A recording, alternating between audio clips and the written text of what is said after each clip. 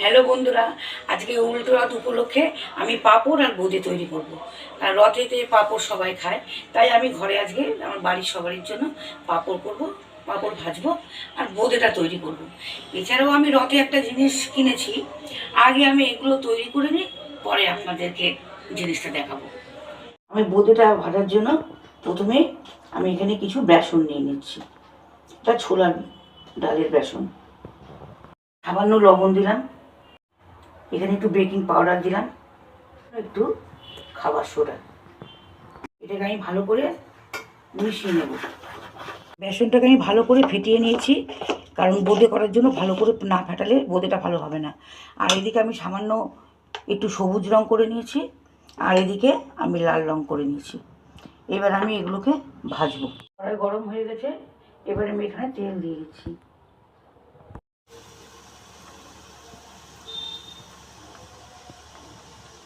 এরকম বন্ধুরা, এগুলো প্লেনগুলো ভেজে নিয়েছি, এবার কালারিংগুলো ভাজবো।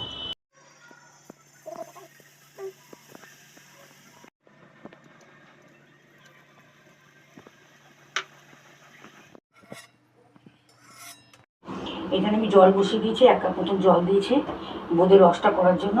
এখানে আমি ছোটো এলাচ একটা নিয়ে দিয়ে দিলাম, এর মধ্যে আমি এখানে চিনি দিয়ে দিচ্ছি। চিনিটা এবার ভালো করে আমি মিশিয়ে নেব। রসটা কিন্তু আমি গাঢ় করবো না, রসটা আমি হালকা করব। একটু ফুটলে পরেই আমি নামিয়ে দেবো এটাকে। এই দেখুন, এই চেনটা আমি কিনেছি, এই লকেটটা কিনেছি। কেমন হয়েছে আপনারা কমেন্টসে জানাবেন। রথ উপলক্ষে দোকানে অফার চলছিল যে 1 লাখ টাকার জিনিস কিনলে একটা নোজপিন ফ্রি, তাই আমি 1 লাখ টাকার জিনিস কিনেছি, আমি এই নোজপিনটা ওখান থেকে ফ্রি পেয়েছি। এটা একটু তারটার মতন হয়ে এসছে। এবার আমি গ্যাসটাকে বন্ধ করে দেব, দিয়ে উষ্ণ উষ্ণ গরম থাকতে তারপরে আমি বোঁদেগুলোকে দিয়ে দেবো।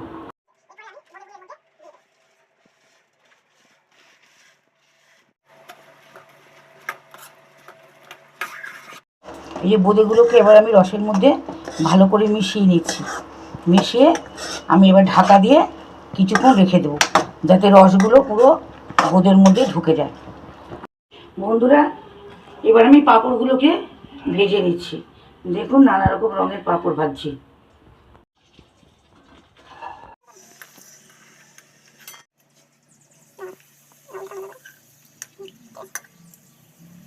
এ দেখেন বন্ধুরা, সব পাঁপড় ভেজে নিয়েছি।